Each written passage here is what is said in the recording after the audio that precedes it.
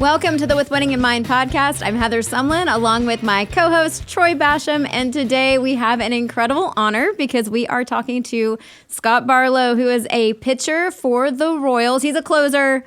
He is a record breaker. And we also have his wife, Clancy, who I have known since she was 14. So let's get to know, how did they find out about mental management and what exactly is going on between these ears for Scott.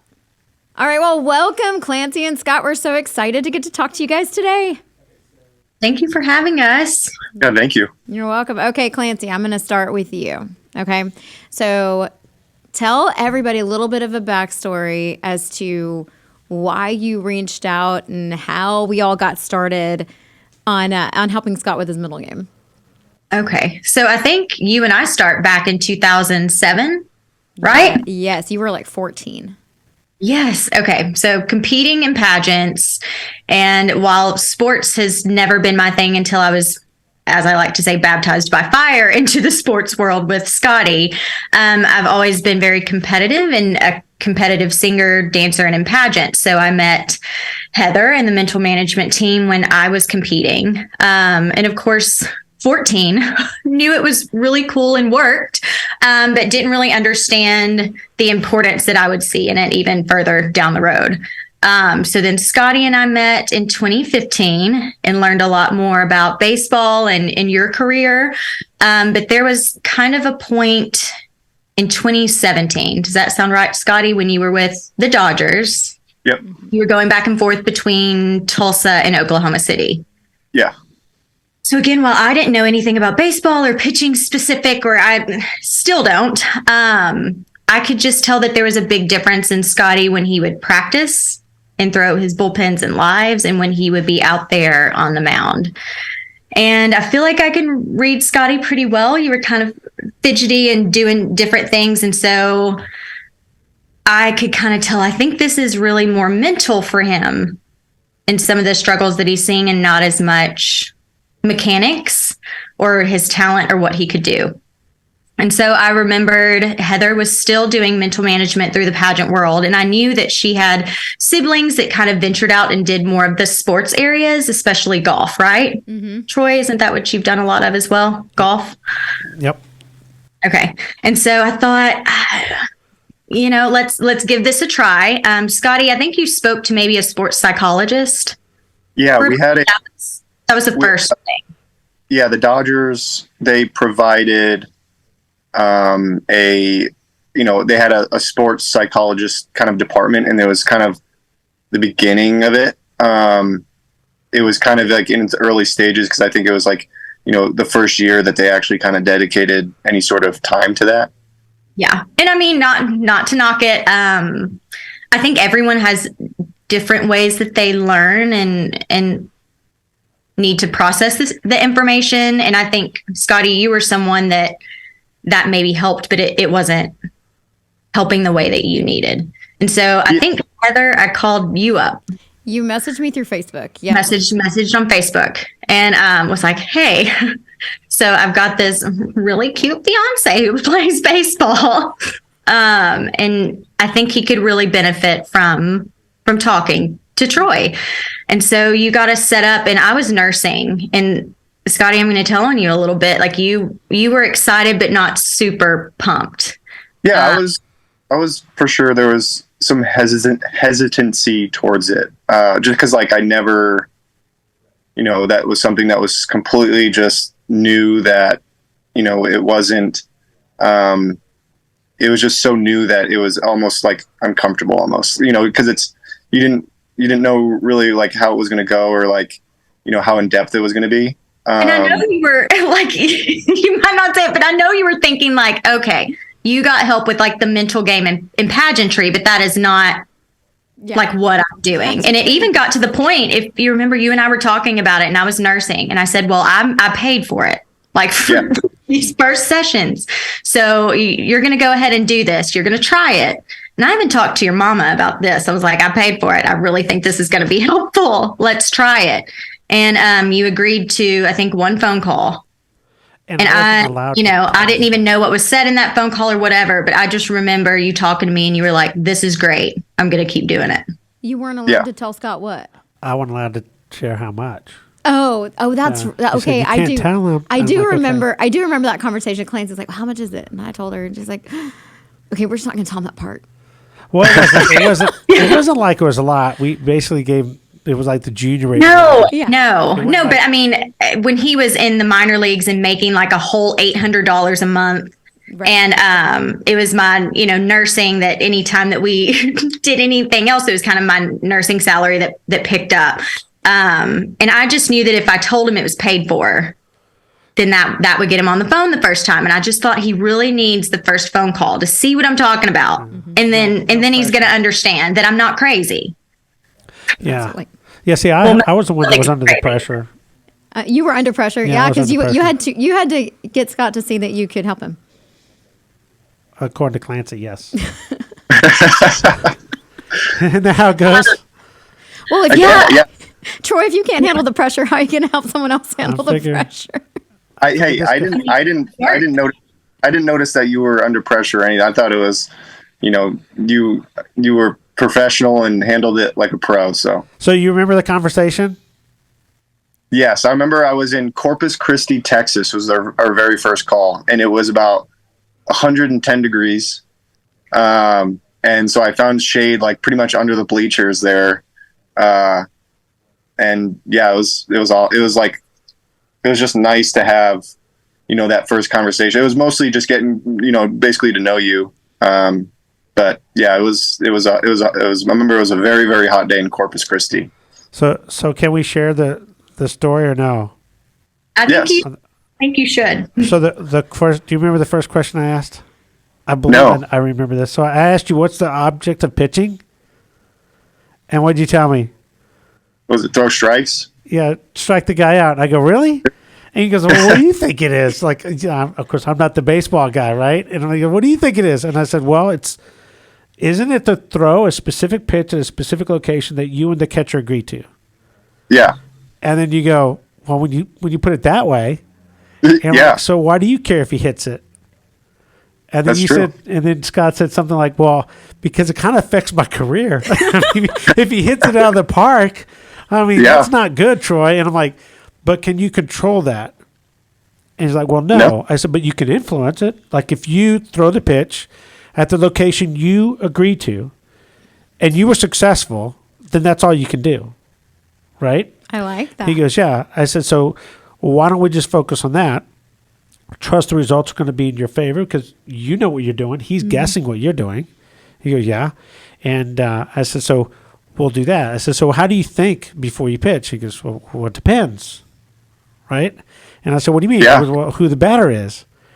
And I'm like, so it depends on who the batter is. He goes, well, if it's some no-name guy, I'm like, I got him. And if it's like their stud, I'm like, okay, don't give him something like that effect. Yeah. And I'm like, okay, so tell me, if you're up, 2 strikes, no balls, what are you thinking? And you said, oh, I got him. Like, there's no chance. I'm like, really? You think that way? You go, oh, yeah, I got him. And I'm like, okay, what if it's 3 balls, no strikes? And he's like, you want me to be honest? And I'm like, oh, I don't know if I could say this word, though. He said something like, fill in the blank, right? And I go, you actually say that? And he goes, you actually think that? And he goes, well, sometimes I say it out loud. And I'm like, okay, so you're down 3 balls, no strikes, and you're cussing because of results, not controlling what you're thinking about based on process. And I said, so what if we change that and it'd be process-oriented in our thoughts and not result-oriented? And then he's like, well, how do you do that? And I'm like, well, that's what I do for a living, teach people how to do that. And so then we started a ground floor, a foundation on building a mental system for his pitching. And you haven't cussed since? Nope, no more cussing. No more. I have to give you this. You're not really a big cusser. I'm probably more the potty mouth, but that really is a testament to your like mental state when you started with Troy, because that's not even like you to cuss in front of me, much less anyone else, or to even be that frustrated. But I think at that point, you were needing direction. Yeah. Yeah. No, yeah, because pretty much at that time in my career, I felt like, I had the talent, like, like you were saying before, in, bullpens on days that I wasn't pitching, it was, day 3 of 5 and, just getting work off the mound, during practice, a few hours before the game, no pressure. There's no hitter in the box. I always felt like my command was very, very good. I was able to pretty much do whatever I wanted on the mound, because there was no consequence. There was no, numbers behind it. There was no really evaluation. So it was very frustrating in games, whereas basically I couldn't take that third day of bullpen work into the game. And, there was obviously some sort of like mental block there. And it was just the most frustrating thing because, I was still performing, at a pretty good level in Double-A at the time, and finally got the call up to Triple-A, and I think my very first start there was like really, really good. Couldn't ask for a better start. And then came the second and third start, and they were still good, but not to the expectation that I put on myself. And then eventually got sent back to Double-A, and it wasn't. I don't think it was one of those moves where, I was doing so bad that, it was just like, oh, he's not ready yet kind of deal. I think at that time, especially in the Dodgers organization, they had a really good team at the time. And, there's really no, place for me to like continue to be in AAA because they had to send a guy down from, the big league team into AAA. So, it was kind of like a perfect storm of, I'm kind of down on myself and I get, that second blow of getting sent back down. That was just like really, really frustrating. But now probably the best thing that happened. The Dodgers were stacked though. I mean, that's one. I mean, like their farm team and everything was stacked. It was the perfect storm, but it ended up being more of, to me, a God thing because, and I'm sure Troy, like I've told you this, 2017 was the last year of his minor league contract. And so he was going to be a minor league free agent at the end of the year. And, what's going to happen? Where is it going to go from here? But it was because you went back to Tulsa. That's where the Royals saw you pitch. Yeah. Tulsa. And everyone was just, because there was a huge change, even from a few weeks of working with Troy. And I've got to find the article again, Troy, and like send it to you. But they talk about how when he came back to Tulsa and how he was pitching like through the catcher. Am I saying that right? Like you were pitching, I don't know. All the things that they were seeing were all the things that they wanted to see. So it was kind of, looking back, I'm glad it worked out like that. Well, then you played summer ball at Dominican Republic, right?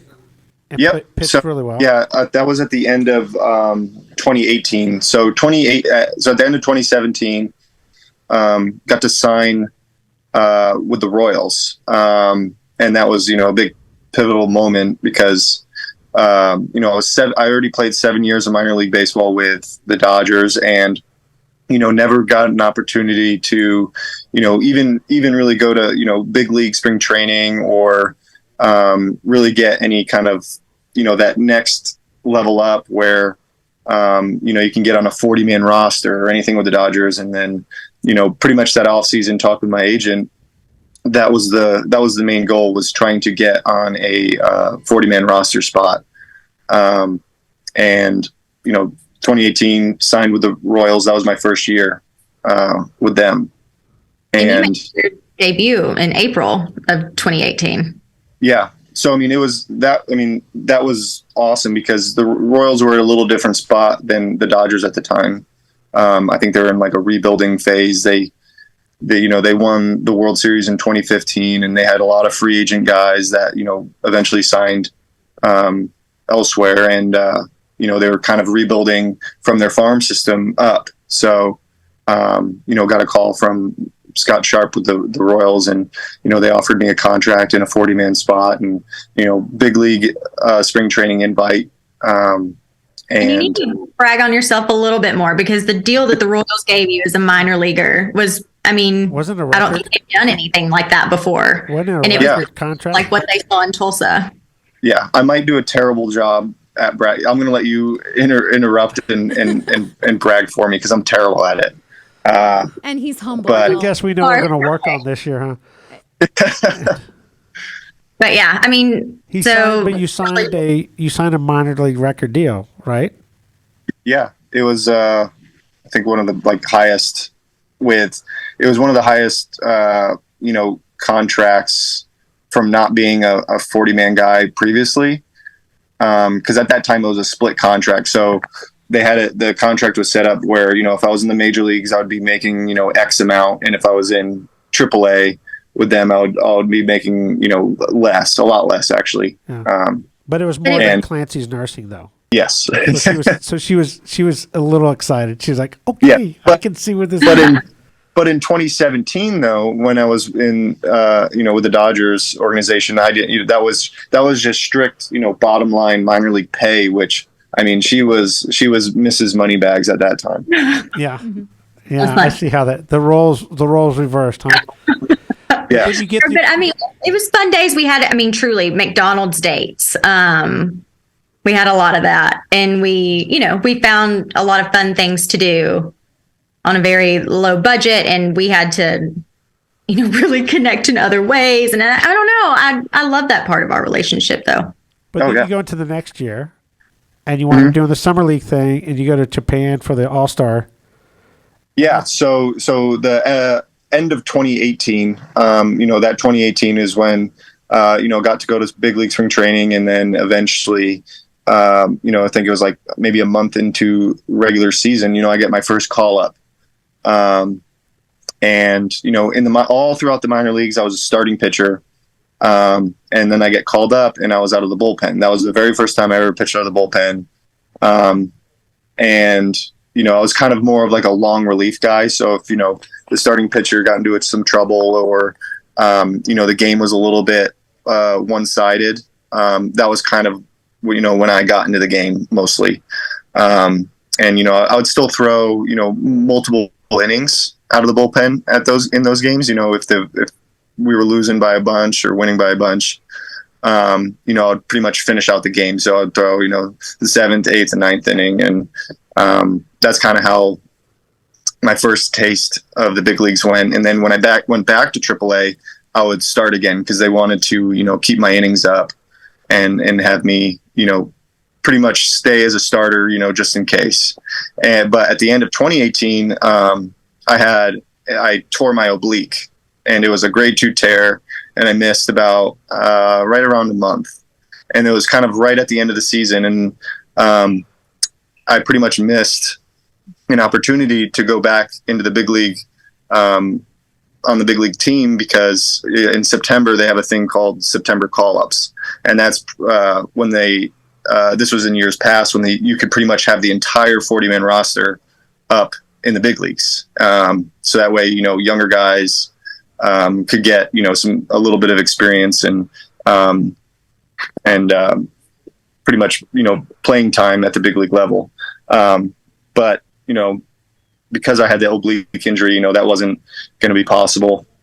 And so the season ends and I get a call from, front office and say, hey, would you like to play winter ball in the Dominican at the end of the season, just because you missed, over a month and, you came short of, the innings that we wanted you to get at. So of course I'm all about experiences and things like that. And I'm like, absolutely. And so this is where things got really cool. And now that I look back of the timing of everything. So I was actually in California, with Clancy, and we were visiting my old high school that I went to because they were retiring, my number from my high school days. And, we were out there, and this was was it October, Clancy? I think it was October 15th, how I remember that, but other things I don't know. My birthday. So it was right middle October. And I was scheduled to go to Dominican, I think, was it November? Later. Yeah, November 1st, I think, was my official report date for the Dominican. And so I get a call over in California, and we're walking around, and I think it was the GM of the Dominican team called me and said, "Hey, we had an injury on our team, so we're down a pitcher. Have you been throwing and working out and throwing bullpens and all that? Like, would you be able to come 2 weeks early?" So I'm like, "Yeah, I've been throwing and pretty much getting ready, and I feel like I'm ready to go down there early." So he's like, "Okay, be out here in 2 days." And so that next I know, day, like, that's kind of how, just to slightly interrupt you, babe, like that's how baseball works. And that's something was a huge shock to me, not growing up in sports, is how everything is so last minute, or at least told to the player last minute. Yes. So to get a call to say, can you be in the Dominican in 2 days, isn't that odd of an occurrence. Or, hey, you're starting in the minor leagues, but you're going to come out of the bullpen in the major leagues. So I just think there were a lot of mental things that you had to work through with Troy, as far as being ready to go to another country and perform in a moment's notice at a critical point before you sign, hopefully, another contract, because nothing was guaranteed at this point. Or I guess at the Dominican it was, because you were at the Royals then. But I mean, still, like, be in another country and pitch in a couple of days, or now you're going to be in the bullpen. Now you're starting. It was a lot of changes. Yeah. What's cool about Dominican Republic is that the coach was like, do what you want, kind of pitch what you want. And you're like, man, for the first time, I actually get to do what I want. What do I do? Like, well, what do you think about it? You're like, I think I like this. And I'm like, well, just run with it. And then I think it made it fun for you. And you pitched really well. So, Troy, can you answer phone calls from the Dominican? I mean, I don't know. Like, hold your phone out. Tough. Yeah, I get out to the Dominican, and like you said, Troy, it's with the Dominican League, it's almost like its own, major league kind of system where, they're bringing all these, it's a lot, it's mostly Dominican guys that are on the teams, but, they bring, what are foreign players, which is, me and other guys that are in, pro ball out there. And, it's, a way to, make a little bit more money and also get exposure. So, if, a lot of the foreign players are guys that, are either, like me, trying to just get innings in and just get some more work, or other guys, might need some exposure and trying to find a team to play on next year. Because there's tons of scouts, and you're also playing against really, really good competition. For anywhere between a lot of AAA guys, but also a lot of like major league players. But yeah, I mean, it's pretty much show up, do whatever you need to do on your own, whatever it's lifting, throwing, or whatnot, bullpens, anything. It's all on your own. Same with the games. You're throwing, it's you making the decision of what you want to throw. And it's, all on you. There's no outside influences. There's not really much coaching or development, I should say. And I think Troy helped with that too, because you perform well with the schedule, and this is what you're doing when, and even though like coaching staff may not have been giving you a specific schedule, you still had your own thing that you did. Yeah. You basically have weekly. You have to find your own routine, because no one's really going to tell you what to do. So you basically show up and you got to figure it out on your own, which I thought was really nice because, with the minor leagues, everything's very, very structured. Get here at this time. We have these drills from this time to this time. And it's just like everything's laid out for you. But it was really nice, at that point in time to kind of find out who I was and what I needed and, what makes me ready for a game and ready for practice. And so that was a really nice, experience. Yeah, and lots of journal writing. Do what? Oh, yeah. We get to explore with the mental program. Oh, that's fun. Less stress. Yes. Because, there's no outside influence with that. So talking with Troy, it's like, okay, I'm out here on my own. I don't really know what I'm doing. And, there was a lot of experimenting and, there'd be aha moments, this happened and it worked really well. And I didn't really maybe recognize it at that moment, but Troy was like, hey, wait, stop right there. Would you just say And, you know, it was a lot of like confidence building too, because, you know, the atmosphere there was like incredible. So it was easily to feel off that and get a rhythm, because, you know, fans there are just going crazy and nuts. And, you know, it was really nice to feed off of that. And I think earlier on, like in my career, when things were getting hectic, things are getting loud, you know, you start to hear things, kind of outside your own little bubble that you're trying to be in, you know, that can affect you. But I noticed that, you know, in those situations when things were getting, you know, pretty crazy, like I almost like fed off of that a little bit more and used it as a positive. And I didn't even like realize that I was doing that. Yeah. So it's no accident that.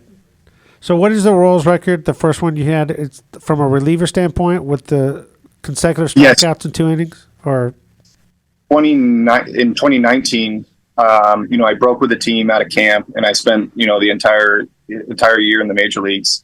It was amazing that you broke camp in 2019 after being injured and really having like 2 weeks of service time.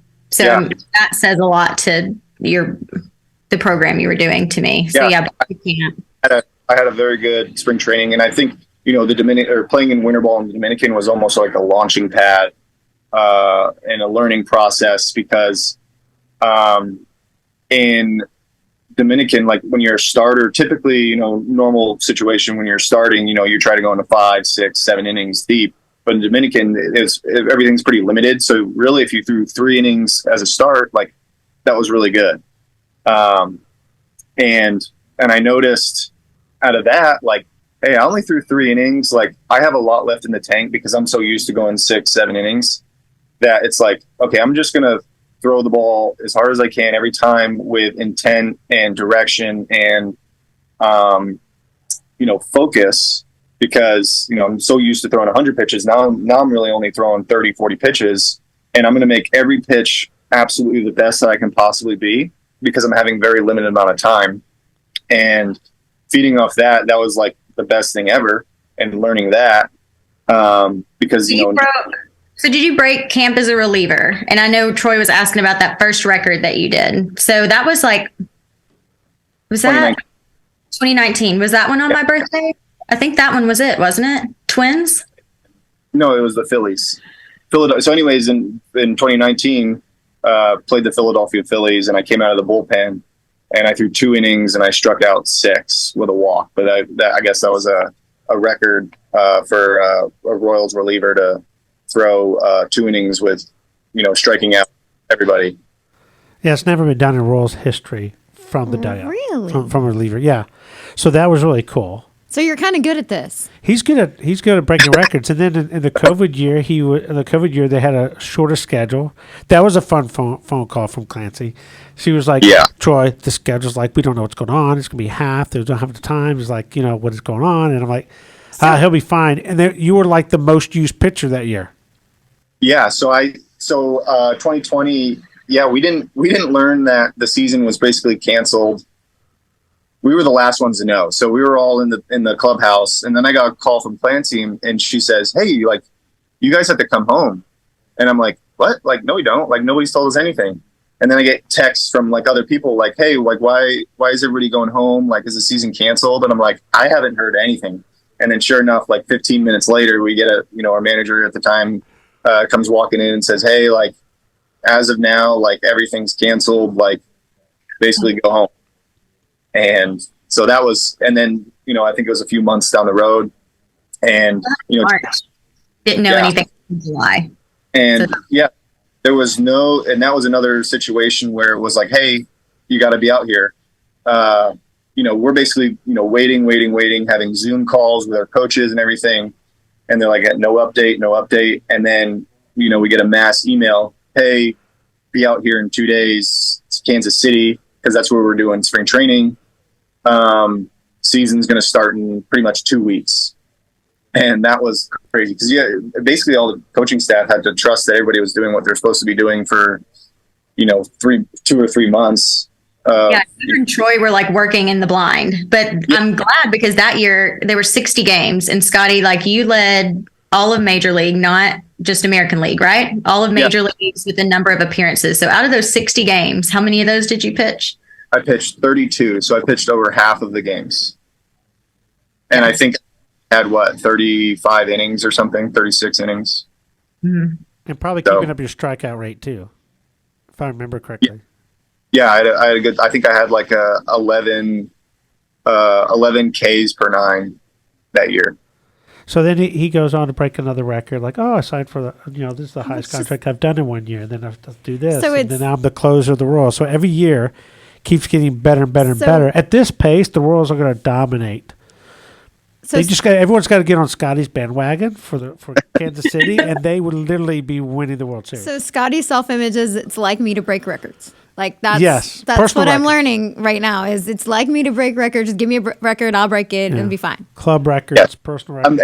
I'm not the type of person that might vocalize it that much, but like it's a very inward thing. Because I remember something that stuck with me even from the Dodger days. I think it was in 2017. Kind of right around me and Troy were talking, and it was kind of the perfect moment. Was Tommy Lasorda was a Dodger legend.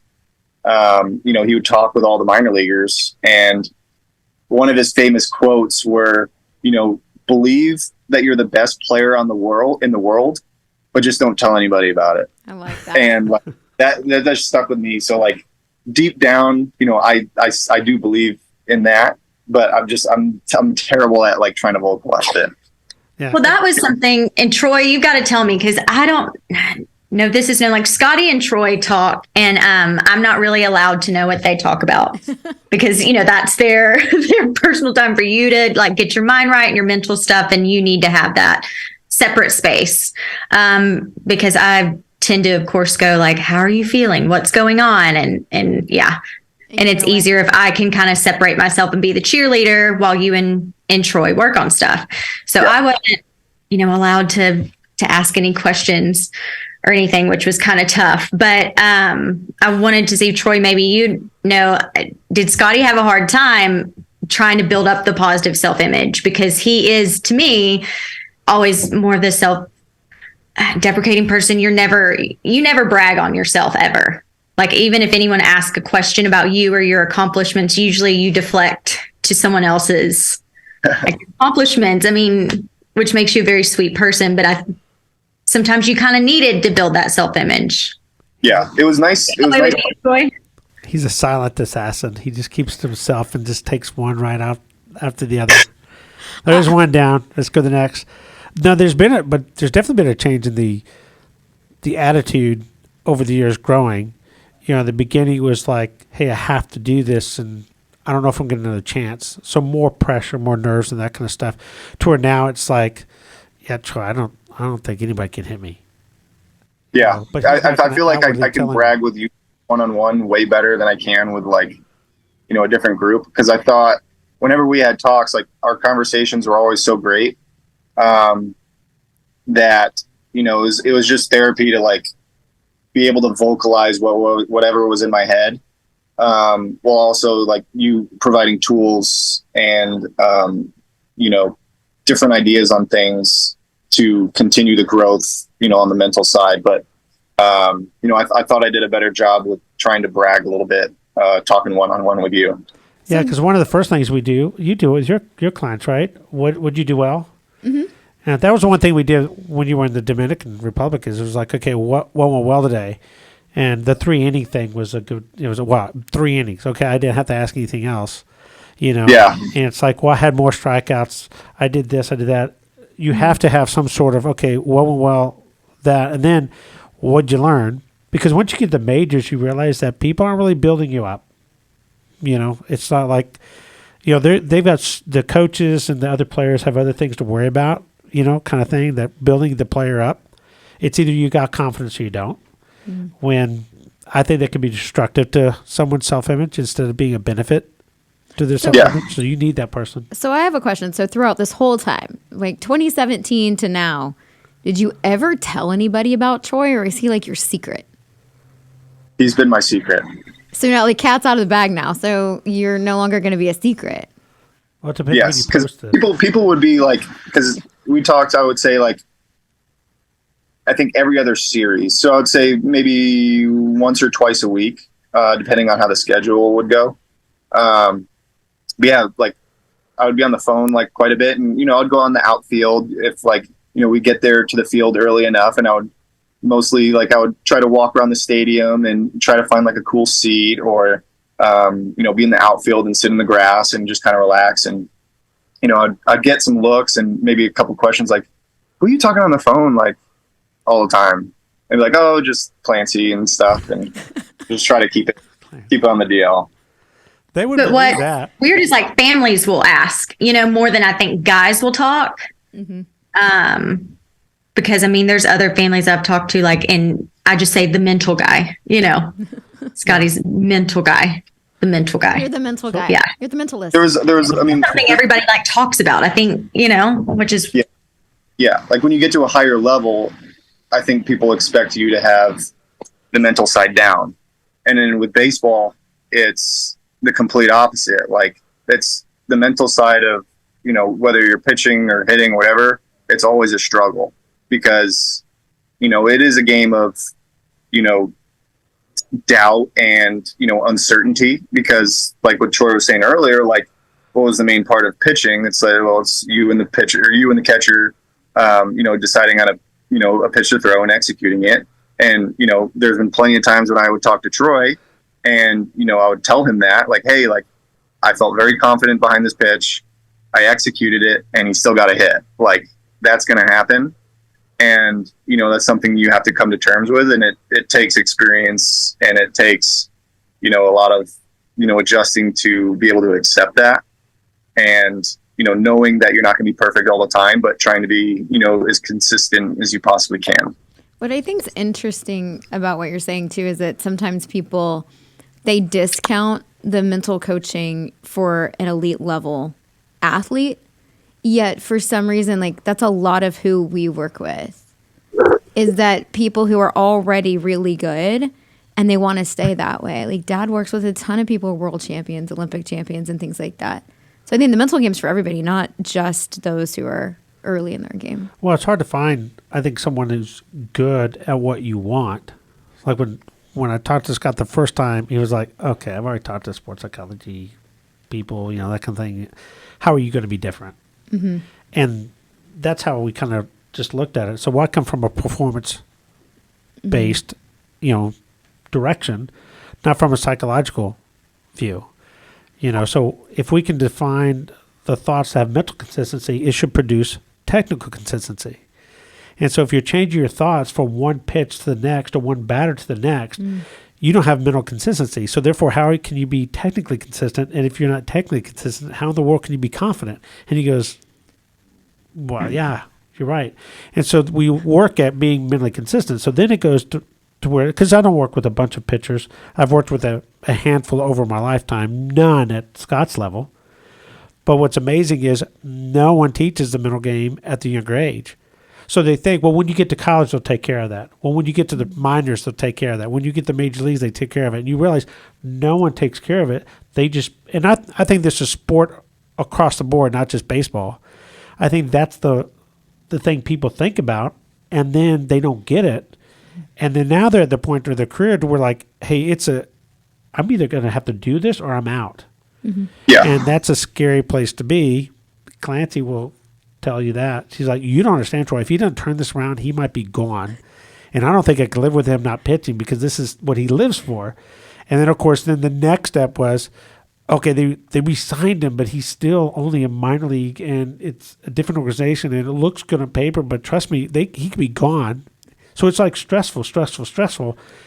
And I don't know how most of these guys are probably, they become mentally a basket case because no one's helping them understand how performance is generated. Mm-hmm. We talked about conscious, subconscious self-image and how that relates to each other. Talked about building a mental system on, the anticipation, action, reinforcement phase of a task.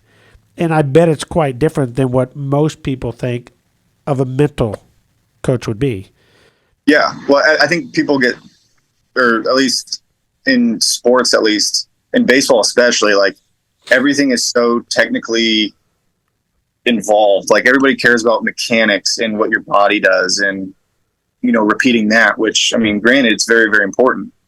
But there has been plenty of times when I called you and said, like, hey, my mechanics felt terrible. I felt like, I didn't have much, like, I feel like I don't really know how to throw a baseball, but my mental side was there, and I would always have always good performance. On the other side, I would be like, man, my body feels great. I feel like, my mechanics are perfect. I'm throwing the ball like exactly how I want, but I have a terrible like mindset right now.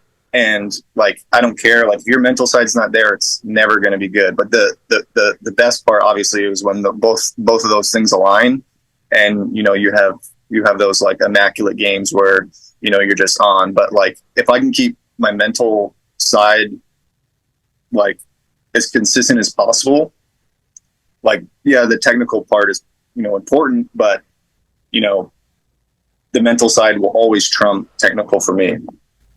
All right, so should we ask him to share one thing? Well, I want to know, what's your favorite mental management product? Have you read the books or? Well, he should only answer one. Well, I just want to say I'm testing. Oh, that's a trick question, Scott. Yeah, that feels like a trap. I remember the biggest thing for me was when it was kind of earlier on.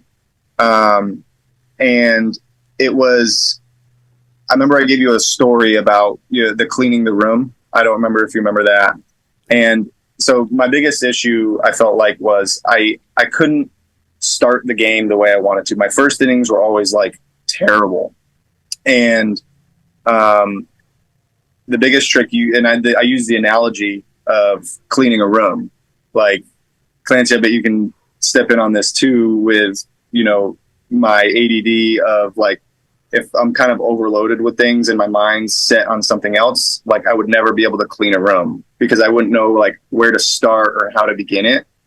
And I remember you were saying, before a game, I'm warming up on the bullpen, getting things started. And then you gave me the trick, like, hey, like once you get your body loose, your arms ready to go, like treat almost your bullpen like your first inning, because, typically your first innings in the game are not good, but then, you start to get a rhythm and, your second, third, fourth innings are fine. Like as soon as you get past that first inning, like, is that where you use the journals? Because you read the books and did stuff, but is that where the journals came in for you? Yeah. You were probably like, that's where I was going with this the whole time, but I'm just skipping to the question. Like, I've got to find those because you have several different ones. I don't know. You wrote in like 5 of them. I don't know that you have one that's like, and also on my order. You had ones in different spots. If you forgot one journal, you had one in one bag. Yes. And you would write that down, had some on your phone. So did you look at that in the bullpen or before you started, or when did you read over that? So basically, like how I transformed it was, after the first, or no, sorry, in the bullpen, I would treat that bullpen like the first inning, have a batter in there, everything. And then, when I started the game and, it was the true first inning in the game, it was actually the second inning in my mind. Okay. And then at the end of the day, he'd write down in the performance analysis, which is where you're going to, Clancy, right? Yes, because I'm looking at this from like clearly the outside looking in of when I saw the biggest differences in you. Because when you were explaining even how much the mental process meant to you, I really thought I was about to tear up and cry on the show because you were just such a different person, a different athlete in your outlook. Like, I'm so proud of that. It took a lot of hard work for you to get here. And I know just from comments I hear people make all the time, clearly, people think, oh, you're a professional athlete, so all of this must be very easy for you. And I don't think anybody can understand what it would be like to stand on that mound, and you may have somebody cheering for you, but you're going to have a lot of people yelling at you and a lot of people not being nice. Yeah. I have a journal entry. This is from 2021. June 22nd, I pitched 2/3 of an inning and stranded a runner at second with weak executed pitches to quality hitters. Never had a negative mindset and knew in bold letters I was going to get good results. So that's an example of like a quick, it was pretty much, when the game ended, try to keep that, pretty much game-like mindset. So that way it was like trying to portray it into words. Yeah. But you would have like your journals and read over them and do that. And it's, I don't know, outside looking in, it seems like that's been something that's made a difference for you, because I feel like closing, especially, you're either the winner or the schmuck, right? Like everyone either loves you at the end of the game, or it wouldn't matter all of the other mistakes that could have happened throughout those 9 innings to contribute to a loss. If you were the last one that didn't do, your job, or the results didn't go how you wanted. I mean, you would get hateful messages on your Instagram. I mean, you would be shocked the things that people will message players and what they'll say, and the excuse that they'll use for how they'll treat these athletes that are humans. And so I think so much of the outside world looking in thinks that things have to be easy for you because you're performing at this level, when really, I mean, you're having to balance home life and everything else with this enormous pressure of you're going to your job every day on a world stage. And whether you have a great day that day or it's a tougher day, everyone knows. Everyone knows. I mean, they can watch it on TV. You can read about it on Twitter. So you having to work through those mental, boundaries, or make sure your head was right as well as your body while dealing with that outside pressure, is huge. I consider myself a pretty tough person. I always say Scotty's my better half for sure. But I don't think I could hold up to that. And I think it's worth getting used to. How many days do you have in the season? If you count spring training, right, when you'll start playing games, you're talking about what, April to, if you make the. I've already been for right around 2 weeks. We start games here in the next week or so, and pretty much I'll be out here, or playing baseball at least, until was it the beginning of October?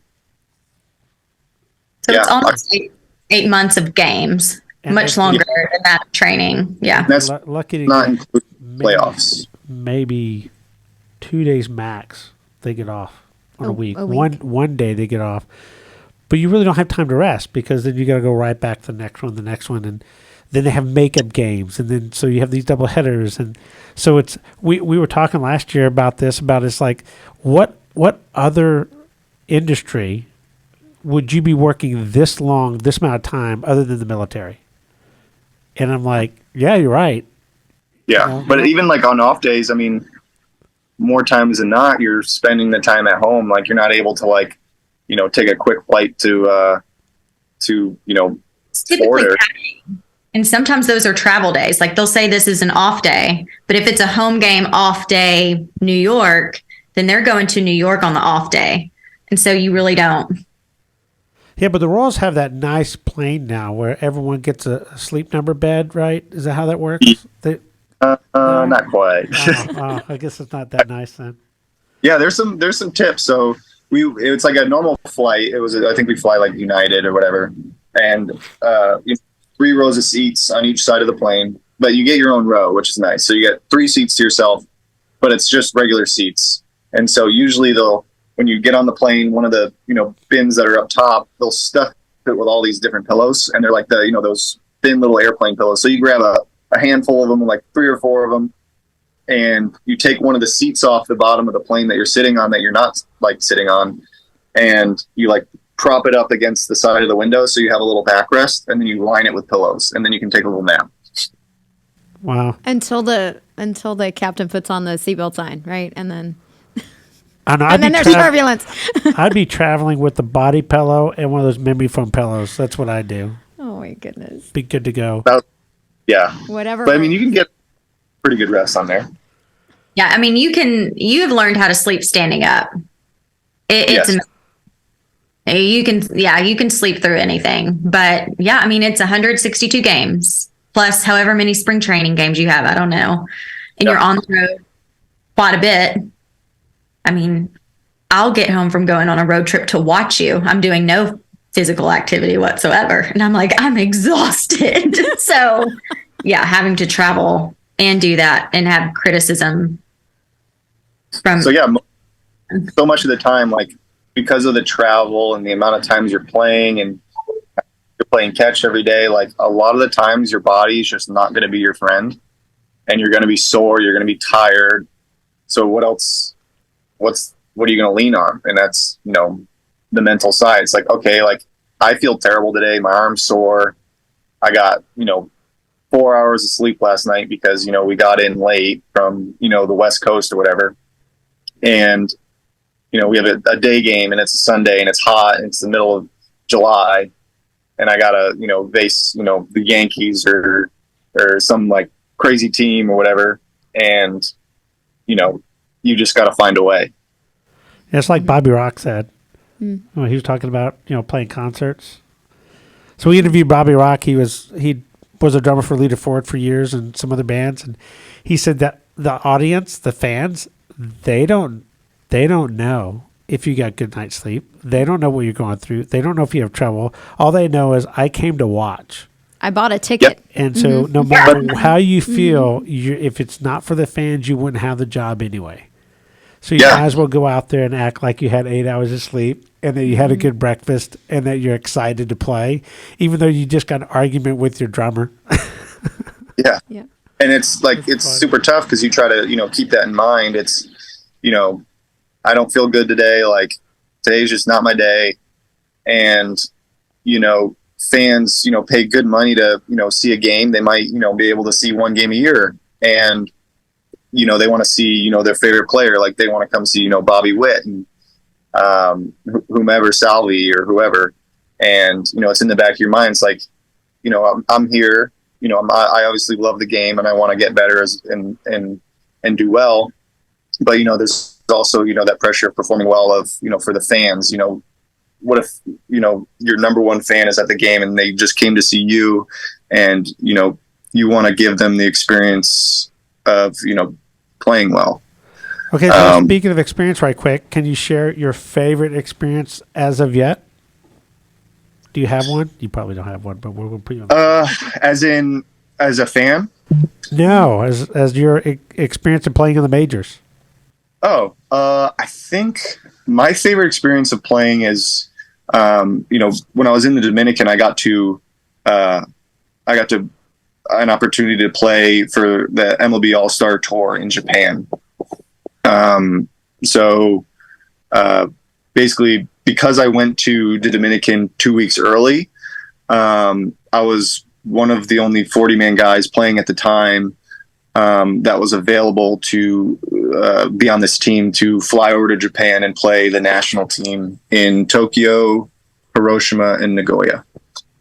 So that was probably my favorite because, you know, you got to play, you know, with Yadier Molina, Ronald Acuna, you know, big name guys, and you had a really cool coaching staff of like Donna Mattingly and Hideki Matsui, and you know, you get to travel by the bullet train and play on these all these really cool indoor stadiums and be able to explore kind of a little bit of Japan while playing, you know, the Japanese national team. How cool is that? Okay, Clancy, what's your favorite experience in this Major League Baseball journey with Scotty? I have a few. Probably the most favorite is still his debut, because I had traveled around to different cities trying to catch his debut because he was on the 40-man roster, but brought up to the then 25-man roster for the majors. He was a 26th man in a doubleheader in Toronto. And he could have pitched. We don't know coming out of the bullpen. You never know until you see him running out onto the mound. But went to Toronto. You didn't pitch in Toronto, not Kansas City. Where else did I go? Detroit. But then the next place was Boston. And I just knew I had to be there. I didn't know when you were going to pitch or when it was going to happen, but I had to be there. And at Fenway Park, trying to guess in the game, I'm like, I think it's safe for me to get up and get a hot dog now. If I can even, you know, stomach one, this is my moment. So I'm in line at Fenway and I hear, you know, number 58, Scott Barlow. And he's running out there. And again, I could cry today. And they are playing Sweet Caroline while he's warming up. And of course, Fenway, that's huge. They've always played Sweet Caroline. What is it, after the 7th inning, Scotty? Yep. And so I mean, I was in line and I went back and apologized because I like threw the hot dog down. Like I was like, I gotta go. And I saw your mom there, and your mom was just looking in amazement and just crying. And then you struck out the first batter you faced. And I thought, oh my God, like all of these things that we have prayed for and you've worked so hard for. You want a contract after you were done being a minor leaguer in the Dodgers organization. You got that contract, and it was on the 40-man roster, and it was this big deal for your minor league contract. And here you were, this next big goal, which was making your debut and getting to do it on a historic field at that moment with the fans singing Sweet Caroline was just really, really cool. And I thought, if it all ends now, the world just comes crashing to a halt right now, then he had a dream when he was a little kid of being a major league baseball player. And now his name is on that list. Like, he was a major league baseball player. And so, I mean, I'm sure there were people who thought I was unwell. I mean, I'm not a pretty crier. It wasn't sweet and delicate. I was just coughing and hacking and bawling watching you. So that was pretty cool. That's pretty cool. Was the best moment of your wife's career or her life? It's when she bawled because I went on debut at the major leagues. Yeah, that was awesome. I'm trying to think. Clancy, fast forward 10 years from now, they're like, so what was childbirth like? Nothing. Didn't cry one bit, but she cried when I went out there to pitch. You know, I think Clancy should write a book, and it's The Day I Threw the Hot Dog is the name of the title. The title of the book, The Day I Threw the Hot Dog. The Day I Threw a Hot Dog. I did. I came back and I apologized. I was like, I'm so sorry. I will pay for that if I need to. I don't even know. I think I threw it on the ground. They were like, we could tell you were not okay. You're fine. That's probably the only time she's happy to pay for a hot dog she didn't eat. Yeah. True. Yeah. They didn't make me pay for it, but I offered because I thought, oh my gosh, like You should have just got a hot dog the first time you got called up, and you wouldn't have had to wait so long. But I still, okay, so my favorite question to ask, like veterans, veteran family members, like I asked Emily Greenkey this, said, at what point of Zach's career were you able to eat a hot dog in peace at a game? And she said that she didn't forever at the beginning. In the middle, she could. And then now, as is approaching the end of his career, I mean, he could probably play forever. He's amazing. How many years has he played? I don't know. She's so excited he's back. Like, he's great. His family's great. But she said even now she can't. Like, she's a little nervous because he wants to be in the Hall of Fame and all of these other things you have to accomplish. And so I've just kind of thought maybe when you retire, You'll eat a hot dog in peace when he retires. Yeah. It's funny because he's one of the few pitchers that Scott and I talked about that first year we worked. Really? I called Scott and I said, hey, what do you think about this guy? And because I saw a video on him, and he was just certain things he was doing, that kind of stuff. And but there was something about the video that I thought was really interesting from a mental standpoint about performance and how he approaches performance. And, and then Scott's like, oh man, the guy's amazing. We kind of talked about him. And then now, years later, he's actually pitching with them. I thought it was kind of cool. That's cool. Yeah. So that is a weird thing about playing, in this game is that, as a kid or like in high school, I've watched a lot of the guys that are even still playing now. And then when you become a teammate or an opponent of them, and it's just weird, really weird in the moment to like be like, I watched you in high school. Like I admire your game. Like it's just very odd. Yeah, it's going to happen to you soon. Give it a few years, people are going to come and say, I watched you pitch, and now I'm pitching against you. Something like that, or that'd be kind of cool. So, what is your advice to someone who wants to be a major league player and they're like in high school or something? What's your advice? I believe in my like full heart is like, I think you can play baseball for as long as you want. It takes definitely a lot. There's not there's not like a throwing program you can do, or a specific throwing program or a weightlifting program. I think it's just like, if you have the desire and it's what you want to do, you have to do it, you know, pretty much every day. Like, you have to practice and try to get better at something you're not as good at every single day. And, you know, as long as you have that focus and that dedication, and there's going to be plenty of times where it's like, you know, I don't think it's going to go anywhere, because there's been plenty of times where it's like, man, I feel like I'm doing well, and, you know, I don't feel like I'm progressing. Like, I feel like, you know, I'm being held up, whether it's, you know, people in front of me or just not getting an opportunity or anything. But, you know, having the mindset of like, you know what, like, I don't care about anything outside of my control. I'm just going to go to the field every day, try to get better. And, you know, if it happens, it's going to happen. Like, you know, there's going to be plenty of times of frustration, but, you know, just keep on plugging, keep on trying to get better. And one of these days you are going to get a break for sure. But it takes a lot of dedication and a lot of practice, and just relying on that. And work with Troy apparently too. And work with Troy. Yes. Yeah. Yes. Awesome. Well, thank you guys so much for spending time with us. If you don't already like and subscribe to our channel, please do so. Like this, share it with a friend. If you know a baseball player, they probably need to hear this. They probably need to listen to Scotty. They might need to work with Roy. Who knows? If you are not one of our Patreon members, please join our Patreon membership. We are going to do a deep dive with Scotty and find out what exactly does he think about, actually, when he's pitching.